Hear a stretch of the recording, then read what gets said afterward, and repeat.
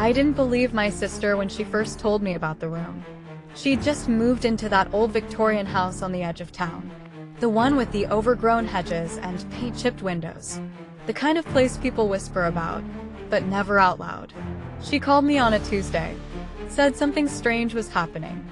Said she'd gone to bed with a lamp on the right side of her nightstand, but woke up with it on the left.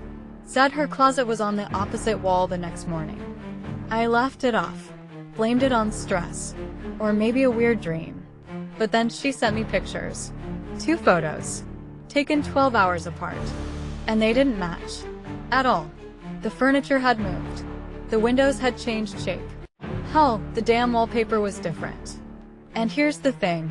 She didn't touch a single thing. I drove out the next day. 2 hours from the city. She was waiting for me on the porch, eyes sunken, hand trembling. Said she hadn't slept. I walked inside, and it looked normal. Old. Dusty. Out a little cold. But nothing out of place. She led me to the room. Just a regular bedroom. Queen-sized bed. Small bookshelf. Lamp on the floor. She said it hadn't been there the night before. I rolled my eyes. You sure you're not sleepwalking? She didn't answer.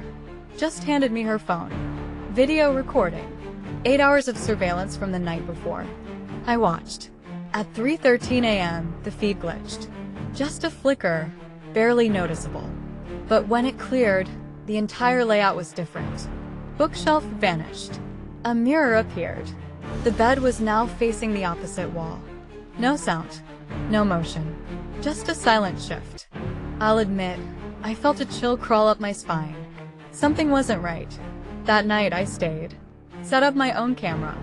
Triple-checked the layout. Took pictures. Made notes. Every drawer position. Every smudge on the mirror. Every single detail. I fell asleep around 2 a.m. When I woke up, I couldn't find the door. It was gone. I spun around, disoriented. This wasn't the room I fell asleep in. Different walls. No mirror. A painting of a crow I know wasn't there before. And the window? It was now on the floor. Like built into the floorboards. I yelled. Banged on the walls. No response. After what felt like hours, I blinked, and the door was there again. Exactly where it should have been. I stumbled out, breathless. My sister was already in the hallway. She just looked at me and said, "It happened to you too, didn't it?" That was the beginning. Every night, the room rewrites itself. Not just rearranges. It literally becomes another version of itself. Sometimes, the walls are covered in moss. Sometimes there are claw marks on the ceiling. Once, I found a Polaroid photo taped to the mirror. Of me. Sleeping. But the worst night was the 6th one. We were both in the room, desperate for answers. Cameras, notebooks, even chalk lines on the floor. At exactly 3:13 a.m., the power cut. Total silence. Then the walls began to pulse. Not shake. Pulse. Like a heartbeat. The air went thick. Heavy. And then, we weren't alone. There was a shape. In the corner. Not moving. Not breathing. Just watching. My sister whispered, "Do you see it too?"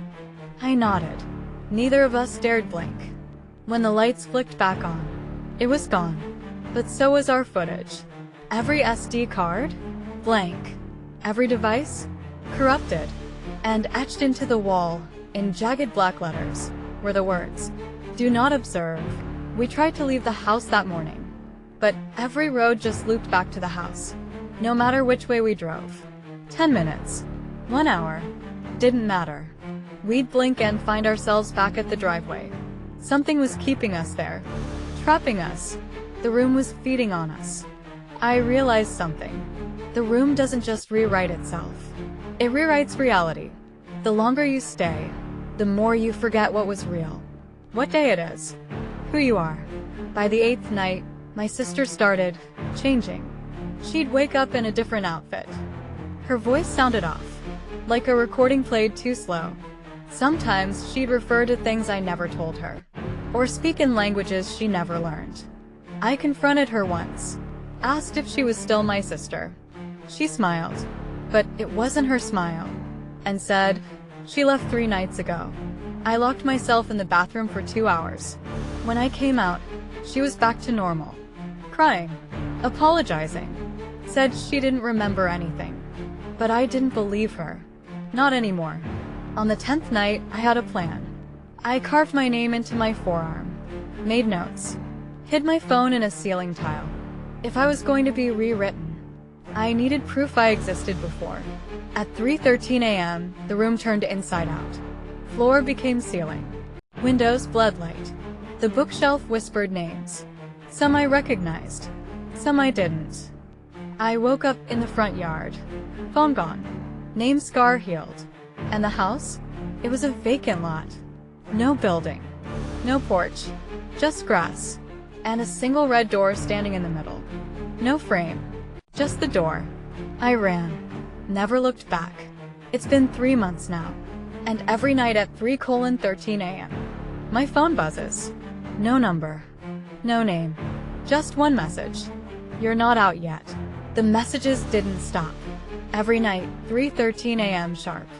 Just those same 4 words. You're not out yet. Sometimes with a photo attached. Never one I recognized. Once it was a picture of my bedroom, except the walls were covered in eyes. Another time, it was my own face, staring blankly back, mouth stitched shut.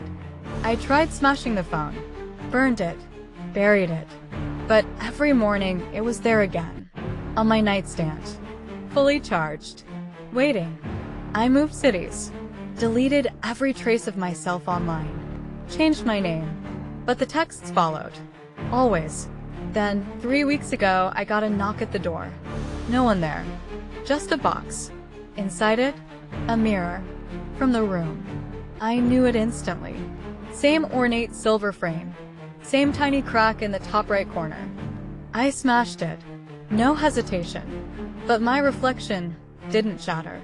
It stayed there, intact. And then it smiled, even though I wasn't. After that, the world felt wrong. My neighbor's house changed colors every time I looked away. My reflection blinked when I didn't. I'd get phone calls from numbers like 0000000, and when I picked up, it was just breathing. I saw a therapist. He recommended grounding techniques. Mindfulness. Said I might be disassociating. Until I brought him the phone. Let him read the texts. He laughed. Said it was a prank. Until it buzzed in his hand. 3:13 a.m. The screen flashed. Not a message this time. A video. Me. Standing behind him. Except I wasn't. I was across the room. He screamed. Dropped the phone. Told me to get out. The next day, his office was empty. Not just closed. Like he never existed. No license. No records. Just gone. The thing is, I've started to understand. The room didn't just rewrite space. It rewrites people. Each night inside it was like a thread being pulled loose, unraveling me. And I don't think I ever truly left. Because now I can hear it. Even outside that house. Whispers. Behind the walls. Beneath the floorboards. They say my name. But not just my name. Names I haven't earned yet. Names I might become. Last night, I stood in front of my bathroom mirror. And my reflection wasn't alone. There was something behind it. Tall. Shadowed. Moving slow. But when I turned around, nothing. And yet, when I looked back, it was closer. Tonight, I'm not sleeping. I've set up cameras again. Written every detail in this journal. Because I think I'm being pulled back. Not physically. Mentally. Piece by piece, I'm slipping into a version of myself that didn't survive the room. I found a note under my pillow just now. Not handwritten. Typed. On old yellow paper, like from a typewriter. It said, "You are now a part of the rewrite." I don't know what that means. But I think I'm becoming one of them. The people who disappear. The ones you remember wrong. Like your cousin who swears your house had a red roof, but it never did. Or that streetlight that's suddenly on the other side of the street. Little rewrites. The room is a seed. And it's spreading. I don't know how long I have. I can still think. Still remember who I was. But if the messages stop, if the phone disappears, it means I've been rewritten. And if that happens, and you find this recording, do not enter the room. Even if it calls to you. Even if it shows up in your dreams. Even if it offers you answers. Because answers aren't what it gives. It gives new realities. Ones where you're not you anymore. And worst of all, you'll never know the difference. Until it's too late.